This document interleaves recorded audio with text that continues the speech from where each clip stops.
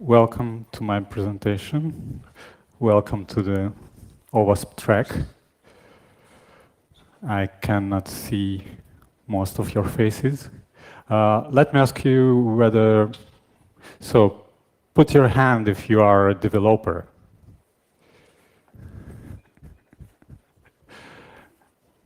Wagen, you are not. But yes, okay. And whom of you does audits, security audits? Okay. Because today I will criticize developers, but actually I would be same critical to auditors. But today this OWASP track is about developers. The untrustable developers, as the title of the slide says.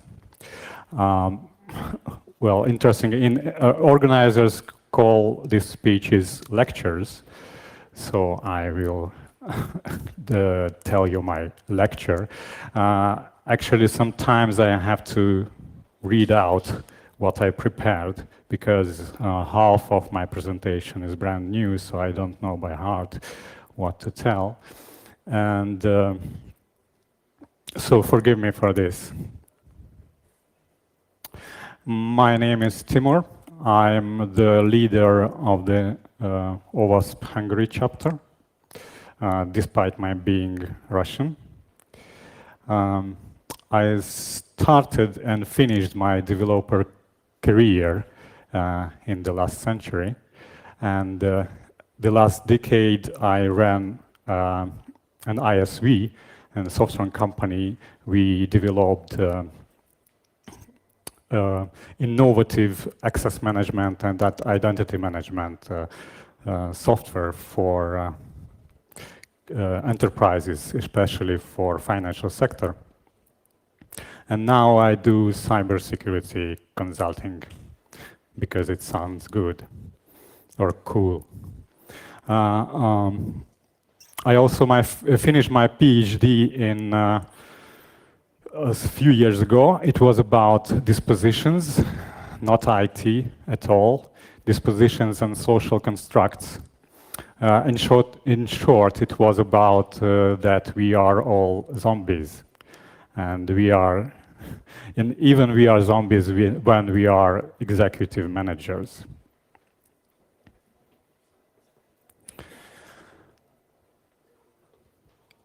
So, I have to introduce you OWASP. I'm the first presenter of OWASP track.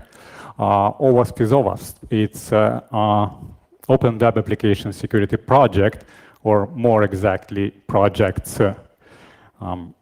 It's .org. It's open source or open. It's not for money, except the donations made by members and companies. The most famous project of OWASP is Top 10. But please remember, it cannot be used in production. It's an educational thing. And it is not a standard. So don't use it as a standard when you do audits. If you do audits, then use ASVS, the verification standard, as a standard that can be used in production.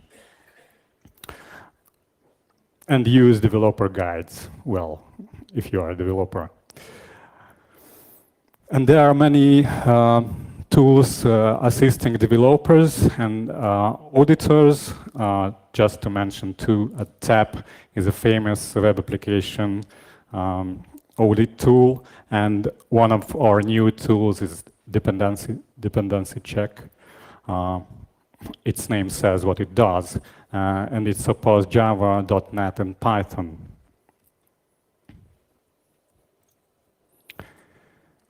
So this is the title of my presentation: The Untrustable Developer, or Developers. The QR code points to the URL, which holds my presentation, and it will appear on the next slide also. So my point is, and let's face it, that general developers will never care about security.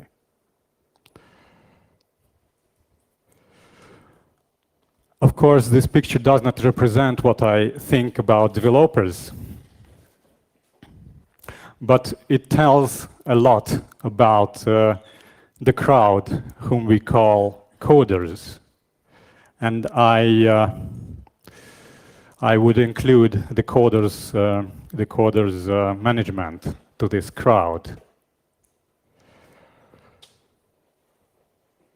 And coders will produce security only as a byproduct, according to their gut practices, or their gut practice.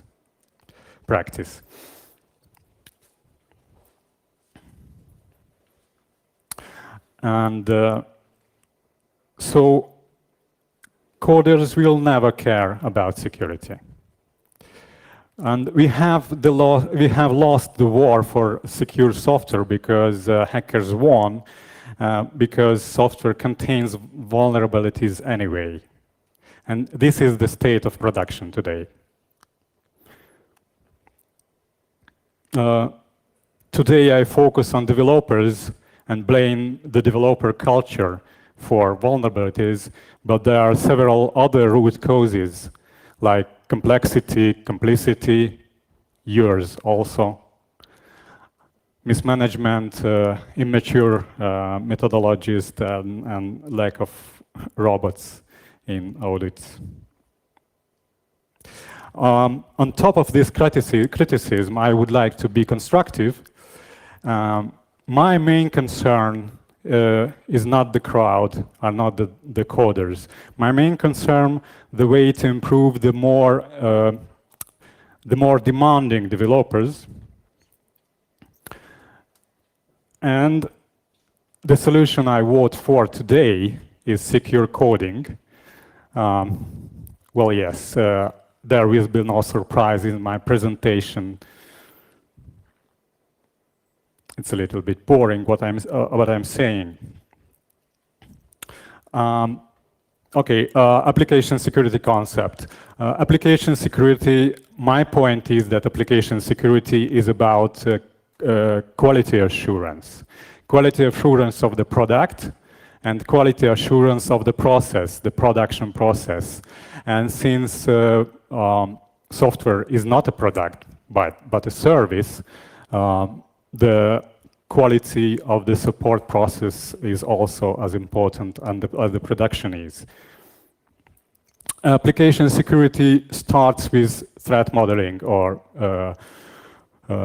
risk modeling. This is an important statement. Don't do audits without risk modeling.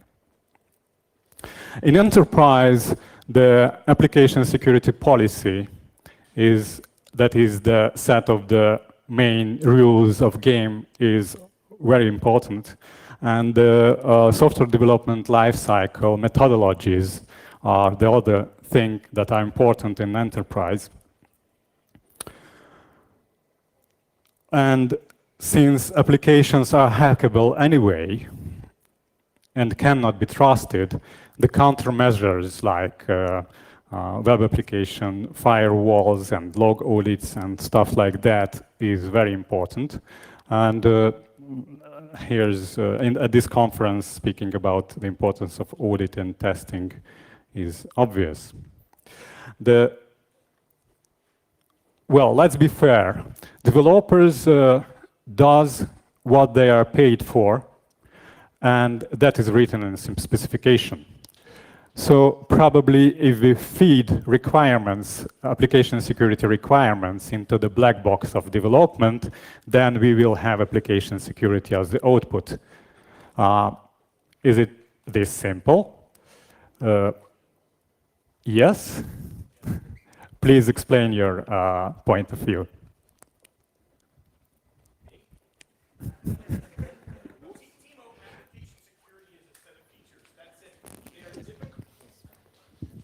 In my perspective, application security is a set of features. Some of these are non-functional requirements, some are functional. Some are easy to test. A functional requirement's relatively easy to test. Some are very difficult to test. That's a non-functional requirement.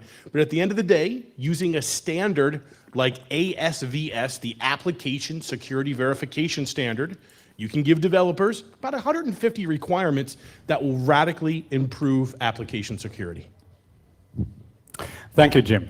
I do not agree with you fully, because developers have a different skill set and mindset.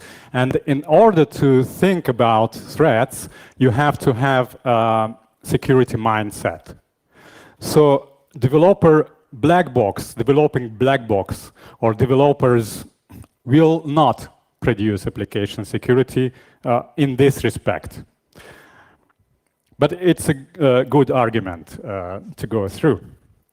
It's just for moving your attention. So, untrustable quality is the problem. The production that we cannot trust in terms of security quality. Developers produce vulnerabilities. This is the state of the industry. And Jim, back to our leftist background, you cannot blame homeless people for their situation, because that is a product of society. So we are all responsible for the state of our industry today. Speaking of the crowd, whom I represent by this slide, made by an artist from deviantart.com. So, speaking about the crowd of coders, they are actually not lost. And back to the Jim statement, if you feed requirements, then they can produce application security. I would say that we can embed application security into their mechanical practice, into their gut practice, or let's name it tacit practice, which is in this case means that developers do not deliberately aim to achieve security, but they use proper solutions automatically, and then application security is created.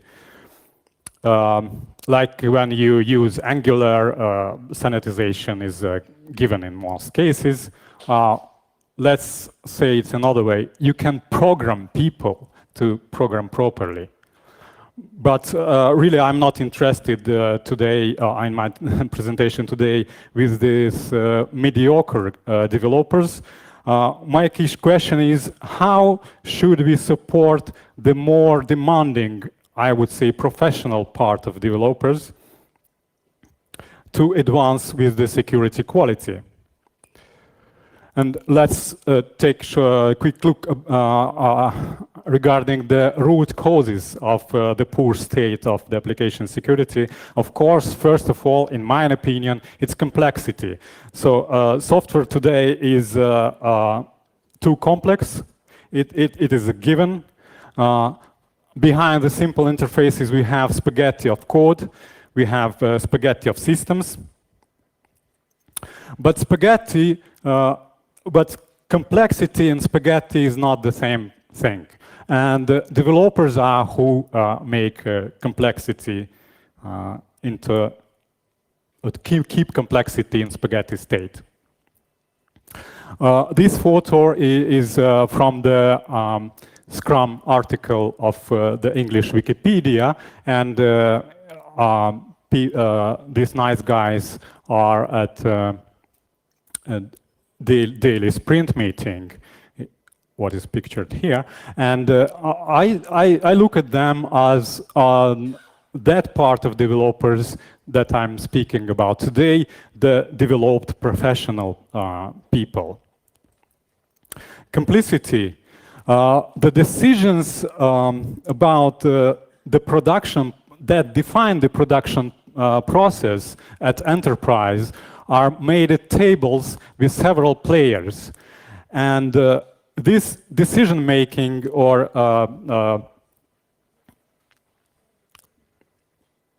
I would say agreeing process defines the general quality of the software. And everyone is a conspirator in the poor state of security today who has a stake at this game. So, for example, if as a pen tester or auditor, you think that your mission is to provide a report, you are not contribute to the involvement of the security, because as an auditor today you must promote that your findings are processed by developers. You must be part of it. Of course, the root cause is mismanagement of application security, or the security leaders does not respect efforts of design and testing. Legal does not know how to set security requirements, and application security managers have to be involved in the development processes. And also, leaders has to know when to include application security specialists into the process of development. And this picture, this still is from the Ex Machina movie.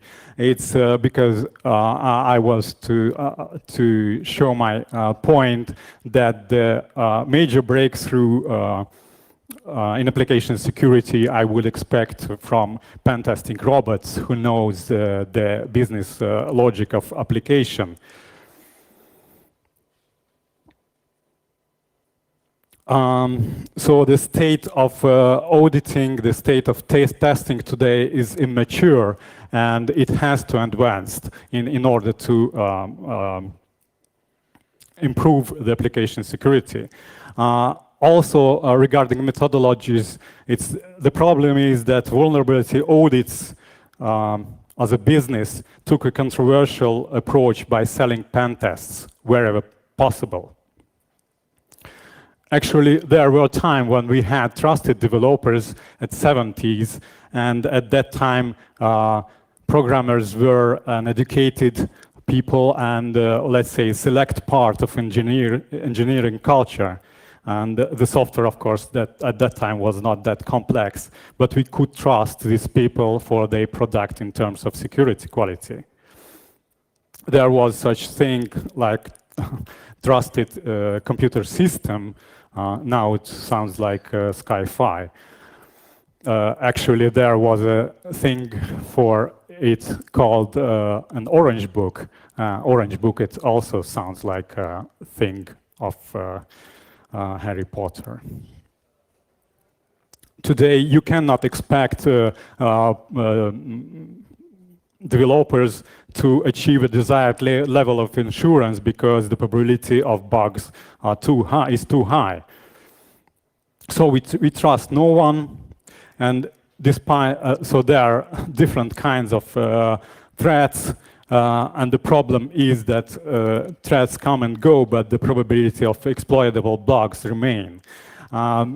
Because of lack of time, I wouldn't pay more attention on the social construct nature of security, and that the notion of trust can be approached by this postmodern view of the established meaning of things. One thing about it, that today's threats is best business. So creating threats or inventing threats and inventing countermeasures is the best business. If you follow Schneier, then you know that airport security, as it established today, is a good example of it. So we trust notions, and in trust, it is important to trust constructs. mental constructs about the world. So you trust OpenVPN. Why do you trust OpenVPN? Do you know who the people are behind it? Marketing people, actually. And you trust Google, you trust Apple, and you trust security gurus. So we trusted the open software community.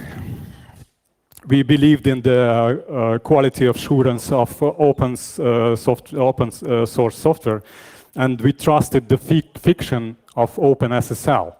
And Matthew Green could not break a hole on this comfort, but by stating that it's written by monkeys. Or actually, it's not what he said. He told a more correct thing, and later, actually, at the enterprise, the state of application security is just the same.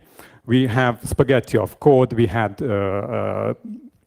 patchwork everywhere, and the tendency to reproduce bad application security. So, why do we expect these guys? These guys are demanding professionals. Why do we expect them to deliver proper security? They do their job professionally, but do they do how to do, for example, authorization properly? Probably it's not their competence. How the pattern, how to implement it.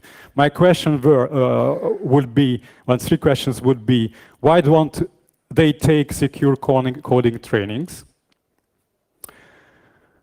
Why don't they appoint a person to represent the security issue at their Scrum meetings? I mean, who is just to ask whether the new feature, the change, the decision may have security implications, just to synchronize the development process with security? Why don't they call a visiting security specialist to participate in the critical moment of the development lifecycle, just from time to time, on schedule or on demand? That would be the advertisement part of my presentation. Please take a look, but because of the lack of time, I wouldn't stop to speak about it. So proactive controls, probably Jim would say some words about it. ASVS, the most important project in my view. Which is a list of requirements, by the way. Yeah. And another important part, it makes you do risk modeling and makes you think about the proper audit for that actual software or circumstances this software is in. So the rule of 40-20-40, it is about that the proportion of efforts devoted to design and testing correlates with the software quality and correlates with the security quality. So in ideal, the major part of professional effort should be paid for design and testing, say 40%, and only 20% should go to coding and other activities. And of course, any AppSec job has to start with threat modeling, including design. And so I'm voting for secure coding courses. Jim, please express your support for my saying that secure coding courses are the most important thing for developers. Just a second. In all seriousness, if you do it wrong, it's going to hurt you more than help. If you do it right, communicate in the developer's language, talk about secure requirements. I mean, if you approach this as a security professional, you're going to fail. If you approach this as a developer talking to developers, you have a chance of success. So even though I do this for a living, I'm not going to say it's the most important thing. It's one of many important things to build a full application security program. Is that fair? Jim, thank you. Golden words, and especially that you have to be a developer to talk to developers, because the most prominent problem today of application security, actually, Jim took a lot of my time, so I will go my minutes. So one of you can leave, Jim. But yes, what you said is one of the main concepts, and that developers talk to developers, because I think that one of the major problems today is the attitude of the auditors. So your attitude as auditors is one of the major problems to blame today. Whereas if you do secure coding courses as a developer, and with this attitude and with this mindset, is with this knowledge, it would be one of the main measures to improve the security quality of developers you teach. And one of important things is that professionals like learning. Professionals does not like when your report says that developers were stupid again, but professionals like learning. And it is a bonus for professionals to go to courses and workshops. The security coding courses are not boring, especially if done by Jim. And security problems are fun to review. And such topics as crypto are interesting, aren't they? I'm sorry, yeah?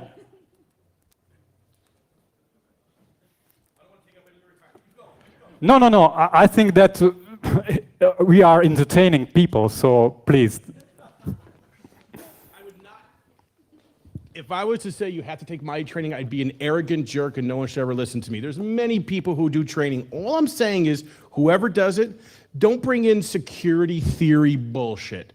Talk about factual developer techniques in the developer's language and you will win. You get into deep, what I call security theory bullshit. You're going to waste their time and you're not going to accomplish the goals you want. So I try to bring security down to a list of useful requirements when I can, and technical terms that's developer-centric, not security-centric, and it tends to be an easier way to communicate. This is just normal human communication. When you want to talk to someone, the best thing you can do is understand how they communicate and talk to them in that way. The same thing works in training. Training is just a specialized form of communication. In all seriousness, Timo, that's all I'm trying to say. And of course, I think it's extremely important, but I would not be so arrogant to say it's the most important thing. That's very debatable.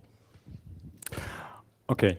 Our experience in making secure coding courses is that people, especially in Eastern Europe, where developers sometimes has a strong engineering background. They like the crypto topic and they like this engineering stuff also. And in particular, we have good experience with when to deliver secure coding trainings that are adopted to the language and to the framework of that particular developer's team. So if you do as a developer secure trainings or developer and security expert trainings, and that actual language or framework like Java, .NET, Node.js, then the involvement of the developers is much more positive.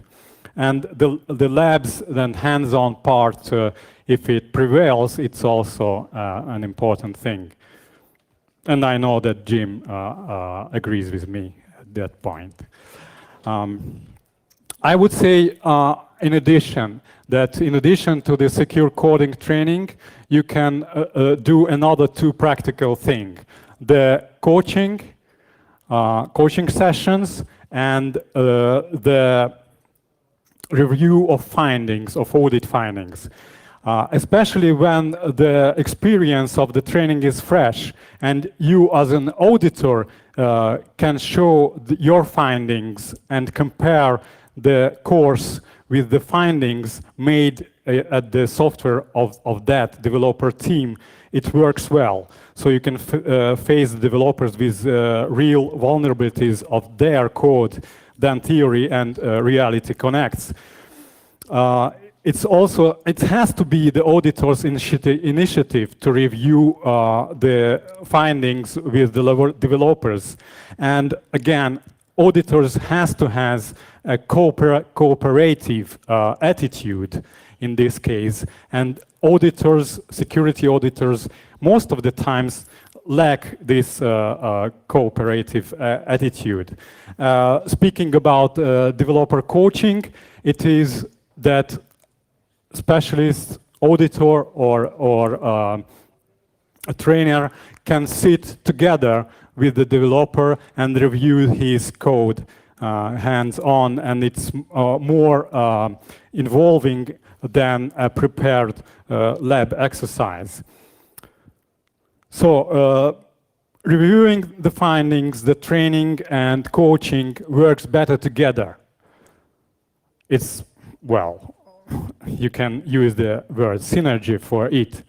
So security training on itself does not work very well unless it is connected to the reality of that concrete developer team. Another thing, it's an advertisement of OWASP. It's not my speech. That there are card games to keep security awareness among developers, and I would mention that there is a Microsoft thing, elevation of privilege, EOP, and now there is an OWASP card game. It's called Cornucopia. Please use it with developers.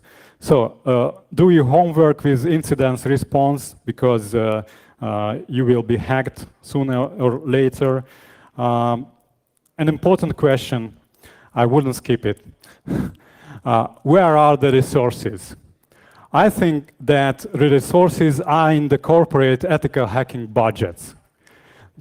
So companies spend too much for pen testing and other audits, which ends up claiming that how bad applications are and that developers are stupid. But so it's badly spent money.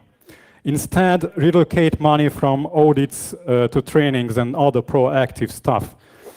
I focused on developers today, but actually I also criticize ethical hacking and auditors as the second part of involved people to blame. What about small and medium businesses? Small and medium businesses, they complain that they cannot afford for application security competence. My saying is that it's not true. You can always rent security specialists at the critical moments of development process. For example, at design and setting up your testing environment, please call a visiting CISO, delegate him decisions, use Microsoft SDL methodologies, appoint security champions in teams, and take courses. What you can say, small and medium businesses developing software. Well, my last slide is that so when developers are synchronized with the processing of the security issues, so when developers are synchronized with processing of security issues, security becomes absorbed into the production and ceases being a hated requirement. So let's focus on these few developer brigades who are disposed to improve. That's my message. Thank you very much. If you have questions, then please. If not, thank you very much for your attention. It was my pleasure to talk to you. And thanks to Jim. Okay, so I'm a developer. Oh, question. Yeah. Okay, question. I am a developer, and I came here first time to see how I can improve my knowledge of security, to see how my apps can be attacked, for example. And I wanted to address one thing you shown, for example, Scrum. And from my experience, people working in Scrum methodology are expected to deliver they work fast without much insight into security, because that's what the project manager expects us to do, to deliver functionality, and the rest will come maybe later. And from my personal perspective, because I'm doing my personal project, which I wanted to be safe, safe rather than secure.